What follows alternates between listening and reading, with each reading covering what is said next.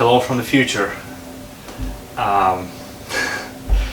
Today we're gonna finally talk about my E90 M3 that I acquired just a bit over a year ago.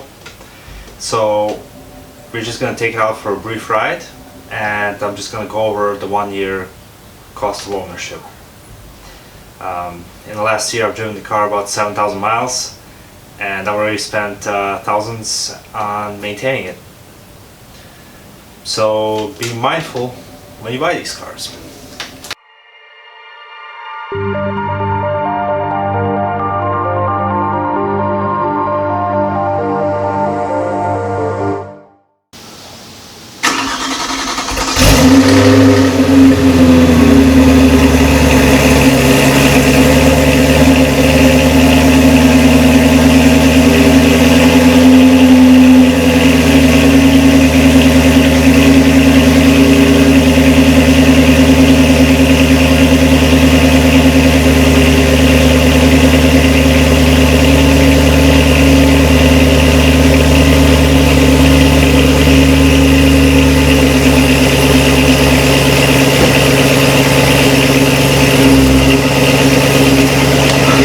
Well, the mic picks up the bass, but let's go take it for a spin.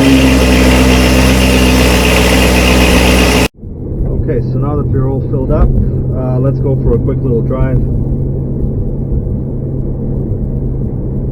So, like I said, I bought this car last year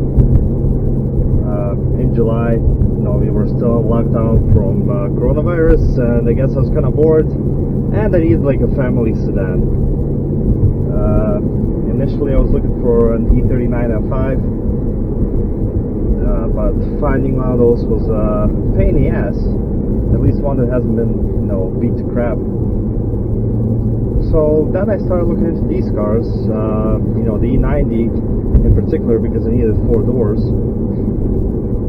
And then this example came along.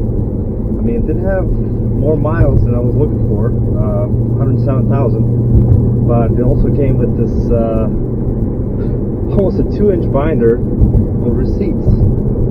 This car had a bunch of work done, and it's been meticulously maintained by the last 3 owners. So I have history going back to when it was new, actually. So I drove up to Virginia with my buddy and picked up this thing. And of course, the fact that its Interlagos blue didn't hurt. It's probably one of my favorite colors in this car.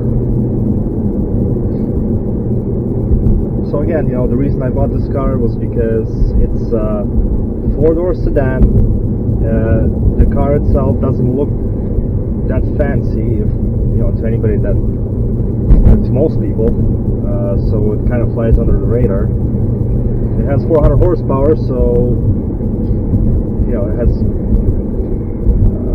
plenty of power, and it handles well, so I can take it on occasional track days.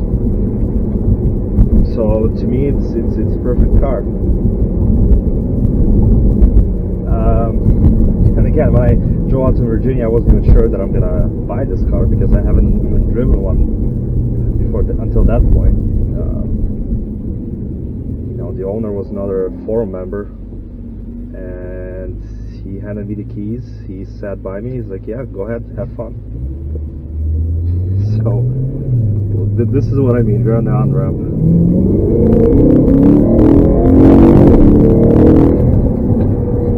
Of course, it has the magnificent DCT. It switches gears like nothing else I've ever felt before.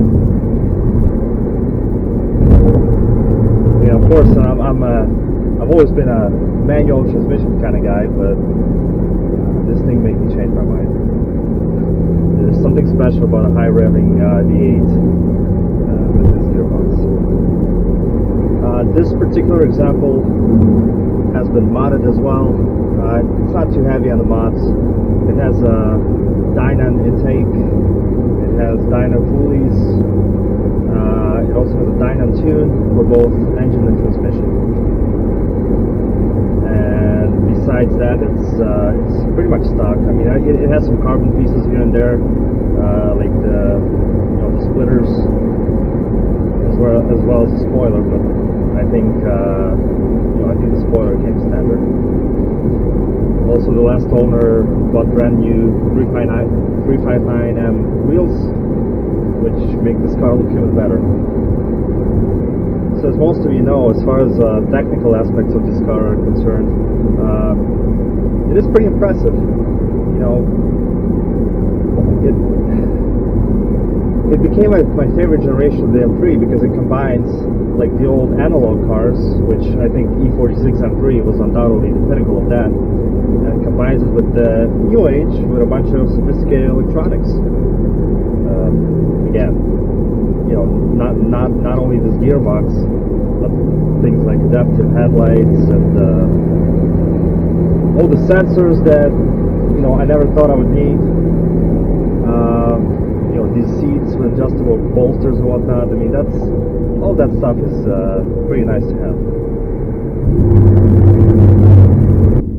I would also like to point out that this car complements my other car, which is a 2000 Z3 M Roadster, pretty well, because that car you have to work to get some power out of in comparison, whereas here this one's like an axe murderer. I floor it and it just goes.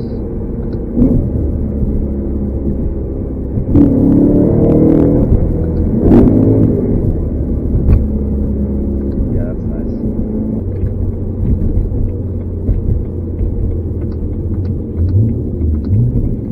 So one thing that sucks about this car is that it's pretty difficult to drive it slowly.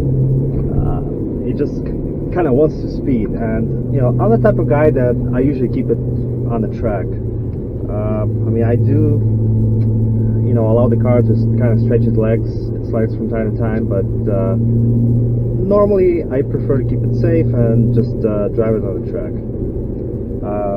Last track day I did with this car, you know, I was pretty impressed.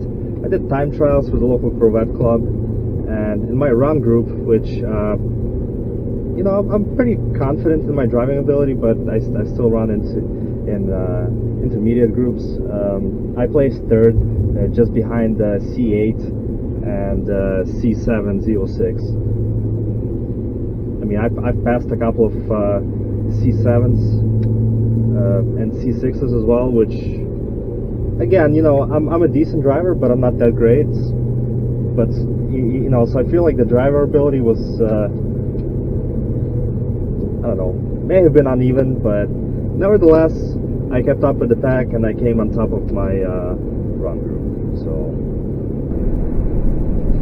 well, we're going to get some wind buffeting, but I just wanted you to listen to the sound of this exhaust. Oh, that's one mod that I forgot to mention, is that it does have the MP version 2 exhaust, which in this car is absolutely glorious. I don't know how much better it is than the 2-pipe mod, but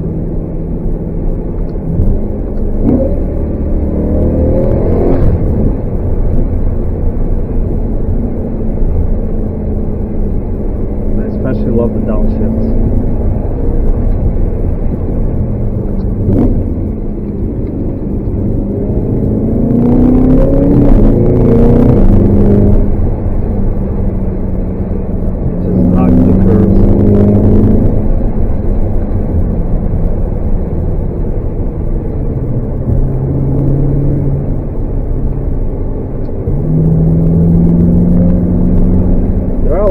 Here, so I'm not going to go too crazy.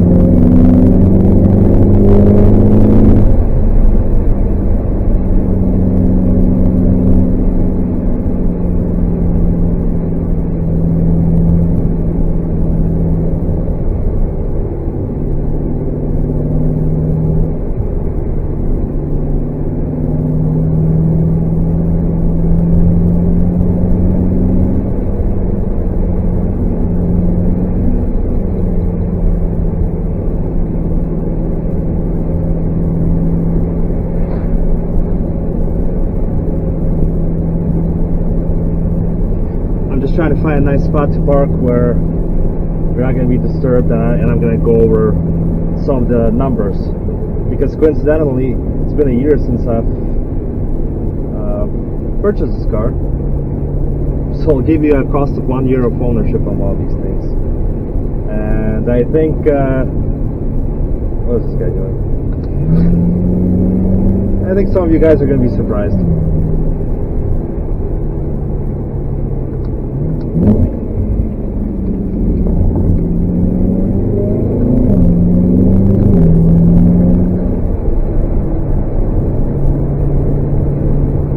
Actually, it kind of sounds like I might have an exhaust leak.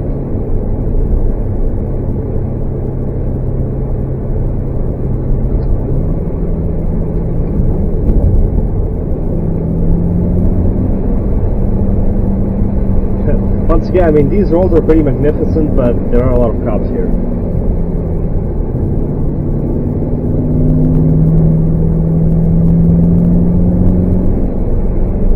And I just have too much going on to go to jail or something like that.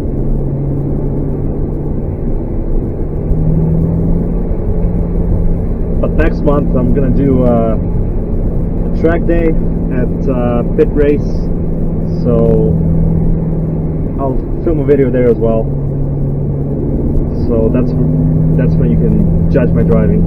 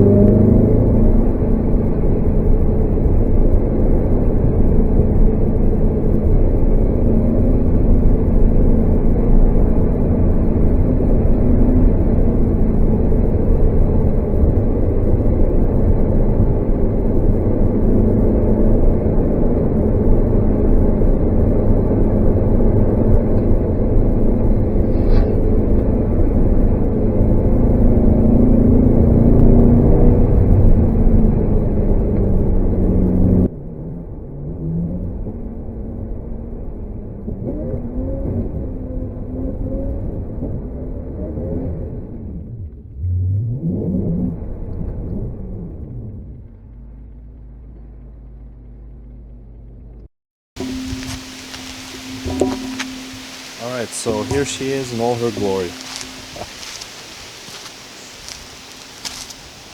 And yeah, of course the hood is popped. Because I'm gonna show you what's underneath.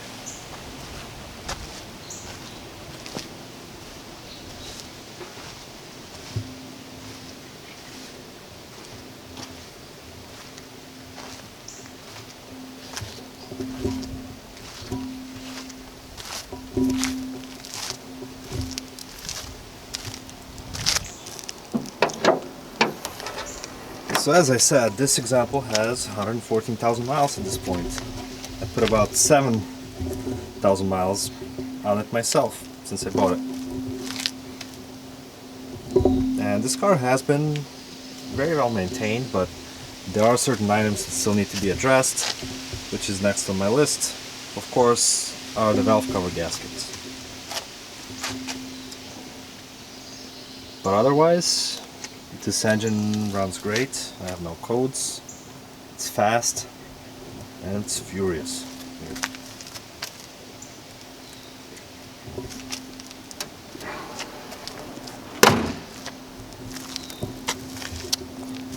So of course it has those splitters here, and everything was purchased. I don't know, the previous owner spent so much money on this car, more than I paid for the car itself.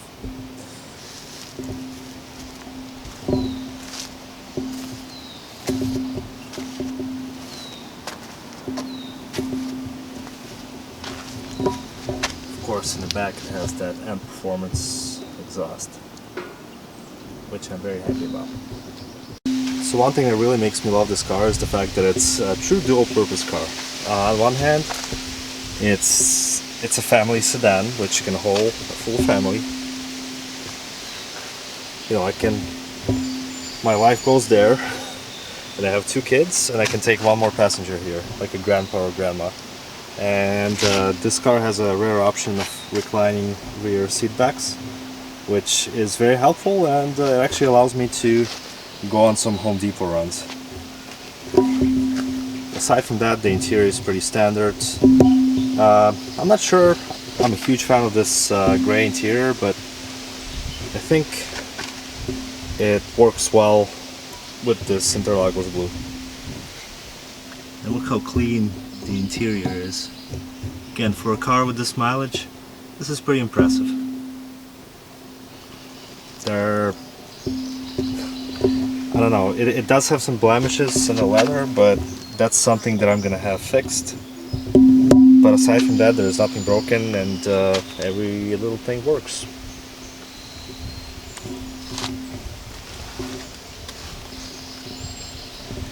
So now we're gonna head back to my garage, and I'll go over the costs.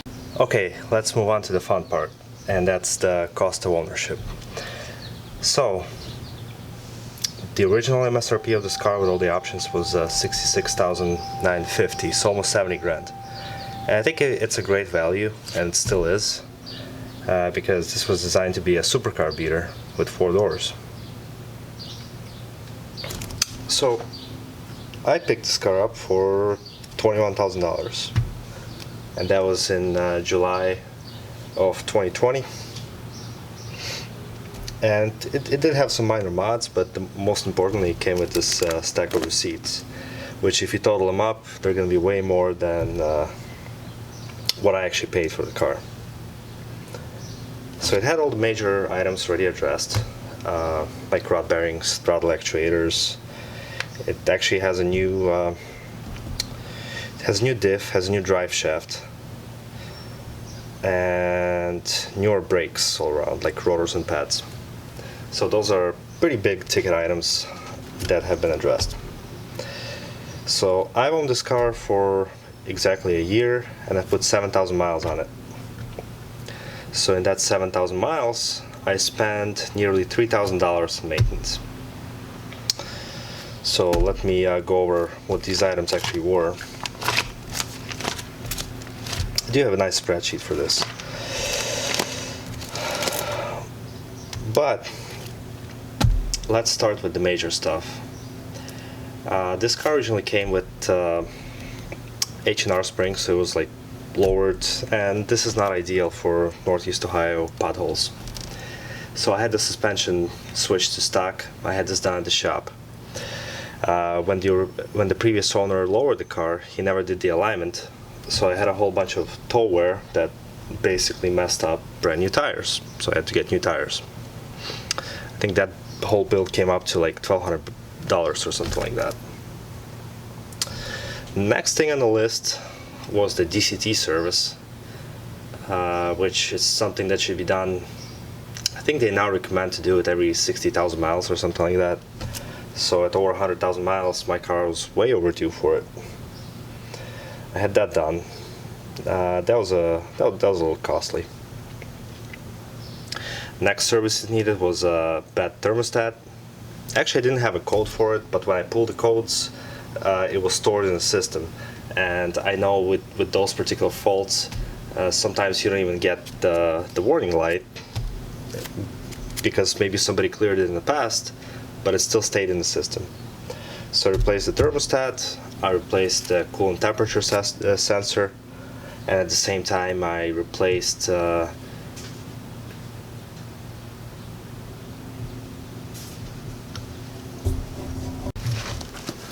Okay, so the first thing on my list was the suspension, because the car was slammed on some H&R springs and stock shocks and struts, and that suspension setup didn't feel very good on our pothole-riddled roads here in Northeast Ohio. So I opted to revert back to the original setup. I had a low mileage I had parts that the seller provided that had like really low miles on it, so that's why I put back on the car. Of course, when he lowered the car, he never got the alignment done, so I got quite a bit of toe wear on my front tires, so they were junk and had to be replaced.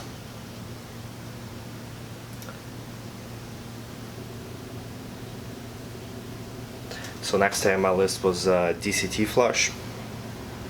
That cost pretty penny because it involves, you know, a whole lot of fluid and replacement of 2 filters, and it does involve some labor, so I did have it done at the shop because I had no time to do it myself. So after this I did an oil change, which wasn't that expensive. I also had to replace my thermostat and the coolant temperature switch. At the same time I also replaced my radiator hoses. And I did the coolant flush. Beyond that, I think I replaced the hood and trunk struts, and I also flushed the brake fluid. So all that combined, some of the work was done at the shop, some of the easier stuff I did myself, so the total cost was pretty close to $3,000. So again, that's my first year of ownership and 7,000 miles. I don't regret buying this car one bit, because even though it costs money to maintain, it's always a fun event to drive. So I plan on keeping this thing for a while, and I'll continue maintaining it and fixing things before they break, hopefully. So I hope you enjoyed this video. I hope you got something out of it. If you have any questions, or if you're deciding whether you should buy this car, leave me some comments and you know I will respond to them. See you next time.